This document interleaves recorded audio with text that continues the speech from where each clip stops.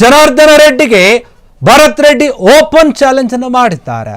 Banner ವಿಚಾರಕ್ಕೆ ನಡೆದಂತಹ ಗಲಾಟೆ ಏನಿದೆ ಅದು ತೀವ್ರಗೊಂಡಿತ್ತು. ತೀವ್ರ ಸ್ವರೂಪಕ್ಕೆ ಹೋಗಿ ಅಲ್ಲಿ ಒಬ್ಬ ಕಾರ್ಯಕರ್ತನ ಬಲಿಯಾಗಿದೆ.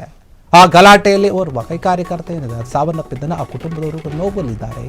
ಈಗ ಸವಾಲುಗಳ ರಾಜಕೀಯ ನಡೀತಾ ಇದೆ. ಬ್ಯಾನರ್ಗಳ ರಾಜಕೀಯ ಆಯಿತು, ಬೇರೆ ಬೇರೆ ವಿಚಾರ ಆಯಿತು, ಈಗ ಸವಾಲಾಗ್ತಾ ಇದ್ದಾರೆ. ಇದಕ್ಕೆ ನಾರಾ ಭರತ್ ರೆಡ್ಡಿ ತೀವ್ರ ಆಕ್ರೋಶವನ್ನು ಕೂಡ ವ್ಯಕ್ತಪಡಿಸ್ತಾ ಇದ್ದಾರೆ. ಗಂಗಾವತಿ ಶಾಸಕ ಆಗಿರುವಂತಹ ಗಾಲಿ ಜನಾರ್ದನ ರೆಡ್ಡಿ ವಿರುದ್ಧ ವಾಗ್ದಾಳಿಯನ್ನು ಕೂಡ ನಡೆಸಿದ್ದಾರೆ. ತಮ್ಮ ವಿರೋಧಿಗಳ ಗುಂಪಿನಿಂದಲೇ ಗುಂಡು ಹಾರಿಸಲಾಗಿದೆ ಅಂತ ಹೇಳಿ ಇವರು ಆರೋಪವನ್ನು ಮಾಡ್ತಾ ಇದ್ದಾರೆ. ಯುವಕನ ಸಾವಿಗೆ ಅವರೇ ಕಾರಣ ಅಂತ ಹೇಳಿ ಆರೋಪ ಮಾಡ್ತಾ ಇದ್ದಾರೆ. ಜನಾರ್ದನ ರೆಡ್ಡಿ ಅವರ ಮೇಲೆ ಹೇಳ್ತಾ ಇದ್ದಾರೆ ಮೃತಪಟ್ಟಂತಹ ಯುವಕನ ತ್ಯಾಗವು ವಾಲ್ಮೀಕಿ ಅಜ್ಜನ ಉದ್ದೇಶಗಳಾಗಿವೆ. ಅಂದ್ರೆ ನೋಡಿ ಹೆಂಗ ಲಿಂಕ್ ಮಾಡಿ ಹೇಳ್ತಾ ಇದ್ದಾರೆ. ಇದು ಜನಾರ್ದನ ರೆಡ್ಡಿ ರಾಜಕೀಯ ಅಂತ್ಯಕ್ಕಾಗಿ ಆಗಿದೆ. ಇದು ಜನಾರ್ದನ ರೆಡ್ಡಿಯ ರಾಜಕೀಯ ಅಂತ್ಯಕ್ಕಾಗಿ ಈ ಕಾಂಗ್ರೆಸ್ ಕಾರ್ಯಕರ್ತನ ಕೊಲೆ ಆಗಿದೆ ಅಂತ ಹೇಳಿ ಭರತ್ ರೆಡ್ಡಿ ಹೇಳ್ತಾ ಇದ್ದಾರೆ. ಹಾಗಾದ್ರೆ ನಿಮ್ಮ ರಾಜಕೀಯ ಏಳಿಗೆಗಳಿಗೆ ಅವನತಿಗಳಿಗೆ ಕಾರ್ಯಕರ್ತರು ಬಲೆ ಆಗಬೇಕಾ? ಈ ಒಂದು ಪ್ರಶ್ನೆ ಕೂಡ ಉಟ್ಕೊಳ್ಳುತ್ತೆ. ಜನಾರ್ದನ ರೆಡ್ಡಿ ಎಂತಹ ಹೇಡಿ ಮಾತು ಉಪಯೋಗ ಮಾಡ್ತಾ ಇರುವಂಥ ಜನಾರ್ದನ ರೆಡ್ಡಿ ಬಗ್ಗೆ ಭರತ್ ರೆಡ್ಡಿ ಹೇಳ್ತಾ ಇರುವಂಥದ್ದು ಯಾವ ರೀತಿಯಾದಂತಹ ಕೆಲಸಗಳನ್ನು ಮಾಡಿದ್ದಾರೆ ಎಂಬುದನ್ನು ಜನರಿಗೆ ತೋರಿಸುತ್ತೇನೆ, ನಾನು ಓಪನ್ ಆಗಿ ಶಪಥವನ್ನು ಮಾಡ್ತಾ ಇದ್ದೀನಿ ಅಂತ ಹೇಳಿ ನಾರಾ ಭರತ್ ರೆಡ್ಡಿ ಹೇಳ್ತಾ ಇದ್ದಾರೆ. ನಾರಾ ಭರತ್ ರೆಡ್ಡಿ ಯಾವಾಗಲೂ ಕೂಡ ಜನಾರ್ದನ ರೆಡ್ಡಿ ಅವರಿಗೆ ಏಕವಚನದಲ್ಲಿ ಮಾತನಾಡುವಂಥದ್ದು ಜಾಸ್ತಿ ಆಗ್ತಾ ಇದೆ.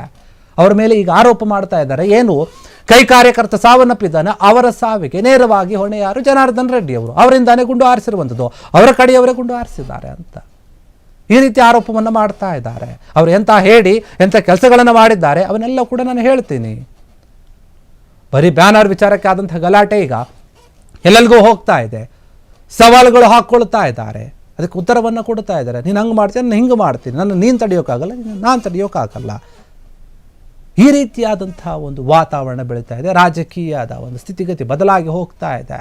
ದ್ವೇಷವಾಗಿ ಬೆಳೀತಾ ಇದೆ. ಬಳ್ಳಾರಿಯಲ್ಲಿ ಈಗ ದ್ವೇಷದ ರಾಜಕಾರಣ ಶುರುವಾದಂತೆ ಕಾಣ್ತಾ ಇದೆ. ಭರತ್ ರೆಡ್ಡಿ ಆಕ್ರೋಶವಾಗಿ ಮಾತನಾಡ್ತಾ ಇದ್ದಾರೆ. ಯಾವಾಗಲೂ ಕೂಡ ಸ್ವಲ್ಪ ಆಕ್ರೋಶದಲ್ಲಿ ಬಿಸಿ ರಕ್ತ ಇರೋದ್ರಿಂದ ಮಾತನಾಡ್ತಾ ಇರ್ತಾರೆ. ಕೆಲವೊಂದು ಬಾರಿ ಕೆಲವೊಂದು ರೀತಿಯ ಮಾತುಗಳು ಬರ್ತಾ ಇರುತ್ತೆ. ಈಗ ಗಂಗಾವತಿ ಶಾಸಕ ಆಗಿರುವಂತಹ ಜನಾರ್ದನ ರೆಡ್ಡಿ ವಿರುದ್ಧ ಈ ರೀತಿಯಾಗಿ ಮಾತನಾಡ್ತಾ ಇದ್ದಾರೆ. ತಮ್ಮ ವಿರೋಧಿಗಳ ಗುಂಪಿನಿಂದಾನೇ ಗುಂಡು ಹಾರಿಸಲಾಗಿದೆ ಅಂತ ಹೇಳ್ತಾರೆ. ಯುವಕನ ಸಾವಿಗೆ ಅವರೇ ಕಾರಣ ಆಗಿದ್ದಾರೆ, ಅವರೇ ಇದಕ್ಕೆ ಉತ್ತರವನ್ನು ಕೊಡಬೇಕು, ಅವರಿಗೆ ತಕ್ಕ ಒಂದು ಶಿಕ್ಷೆ ಆಗುತ್ತೆ.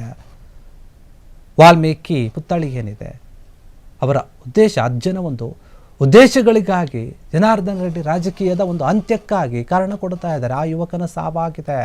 ಜನಾರ್ದನ ರೆಡ್ಡಿ ಹೇಡಿ ಆಗಿಬಿಟ್ಟಿದ್ದಾರೆ. ಯಾವ ರೀತಿ ಕೆಲಸಗಳನ್ನು ಮಾಡ್ಕೊಂಡು ಬಂದಿದ್ದಾರೆ ಈ ಹಿಂದೆ ಅದೆಲ್ಲವನ್ನೂ ಕೂಡ ಜನರ ಮುಂದೆ ತೆರೆದಿಡ್ತೀನಿ. ಅವರ ರಾಜಕೀಯ ಅನುಭವ, ಅವರ ವಯಸ್ಸು ಗಮನಿಸಿದ್ರೆ ಅವರು ರಾಜಕೀಯವಾಗಿ ಏನೇನು ಮಾಡ್ಕೊಂಡು ಬಂದಿದ್ದಾರೆ ಜನಾರ್ದನ ರೆಡ್ಡಿ ಅವ್ರನ್ನೆಲ್ಲವನ್ನು ಕೂಡ ನಾನು ತೆರೆದಿಡ್ತೀನಿ, ಕೆಲವೊಂದು ವಿಚಾರಗಳಿದೆ ಜನರ ಮುಂದೆ ಇಡ್ತೀನಿ ಅಂತ ಭರತ್ ರೆಡ್ಡಿ ಹೇಳ್ತಾ ಇದ್ದಾರೆ. ಶಪಥ ಮಾಡ್ತಾ ಇದ್ದಾರೆ, ಬಹಿರಂಗವಾಗಿ ಹೇಳಿಕೆ ಕೊಡ್ತಾ ಇದ್ದಾರೆ. ಜನಾರ್ದನ ರೆಡ್ಡಿ ಬೇರೆ ರೀತಿಯಾಗಿ ಮಾತನಾಡ್ತಾ ಇದ್ದಾರೆ. ಅದೇನು ಜನರ ಮುಂದೆ ಇವರು ವಿಚಾರಗಳನ್ನು ತೆರೆದಿಡ್ತಾರೋ ಅಥವಾ ಈ ಒಂದು ಘಟನೆಗಳನ್ನು ಮಾತ್ರ ನಡೆದಾಗ ಹಿಂಗೆ ಹೇಳಿಕೆಗಳನ್ನು ಕೊಟ್ಟು ಆಮೇಲೆ ಒಂದು ವಿಚಾರ ಮಾತಾಡೋದು ಅಥವಾ ತಣ್ಣಗಾದ ಮೇಲೆ ಸುಮ್ಮನಾಗ್ಬಿಡ್ತಾರೆ ಈ ಎಲ್ಲ ನಾಯಕರು, ಗೊತ್ತಿಲ್ಲ. ಆದರೆ ಈಗ ಓಪನ್ ಚಾಲೆಂಜ್ಗಳನ್ನು ಮಾಡ್ಕೊಳ್ತಾ ಇದ್ದಾರೆ. ಬಳ್ಳಾರಿಯಲ್ಲಿ ಚುನಾವಣೆ ಬಂದಾಗ ಮಾತನಾಡಿದಂತಹ ಮಾತುಗಳು, ಈಗ ಈ ರೀತಿ ಗಲಾಟೆಗಳಾಗ್ತಾ ಇರುವಂತಹ ಮಾತುಗಳು ಎಲ್ಲ ಬೇರೆ ಬೇರೆ ರೀತಿಯಾಗಿದೆ. ಬರೀ ದ್ವೇಷದ ರೀತಿಯ ಮಾತುಗಳು ಕೇಳಿ ಬರ್ತಾ ಇದೆ. ಭರತ್ ರೆಡ್ಡಿಯವರು MLA ಆಗಿದೆ, ಮೊದಲ ಬಾರಿಗೆ ಆಗಿದ್ದಾರೆ, ನಗರ ಶಾಸಕರಾಗಿದ್ದಾರೆ. ಅವರು ಕೆಲವೊಂದು ಹೇಳಿಕೆಗಳು ಕೊಡಬೇಕಾದ್ರೆ ಕೋಪದಲ್ಲಿನೇ ಮಾತನಾಡಿದಂತೆ ಕಾಣುತ್ತೆ. ಈಗ ಅದೇ ರೀತಿಯಾಗಿ ಏನು ಸವಾಲು ಹಾಕ್ತಾ ಇದ್ದಾರೆ ನೋಡಿ, ನಿಮ್ಮದೆಲ್ಲ ಒಂದು ಏನಿರುತ್ತೆ ವಿಚಾರಗಳನ್ನೆಲ್ಲ ಬಯಲು ಮಾಡ್ತೇನೆ, ಜನರ ಮುಂದೆ ಇಡ್ತೀನಿ, ಆಗ ನೀವು ಎಂಥವ್ರು ಅಂತ ಹೇಳಿ ಅಂತ ಗೊತ್ತಾಗುತ್ತೆ ಅಂತ ಹೇಳಿ ಭರತ್ ರೆಡ್ಡಿ ಮಾತನಾಡಿರುವಂಥದ್ದು. ಕ್ಷಣ ಕ್ಷಣದ ಸುದ್ದಿಗಳಿಗಾಗಿ ಫ್ರೀಡಂ ಟಿವಿ ಸಬ್ಸ್ಕ್ರೈಬ್ ಮಾಡಿ, ಲೈಕ್ ಮಾಡಿ ಹಾಗೂ ಫಾಲೋ ಮಾಡಿ.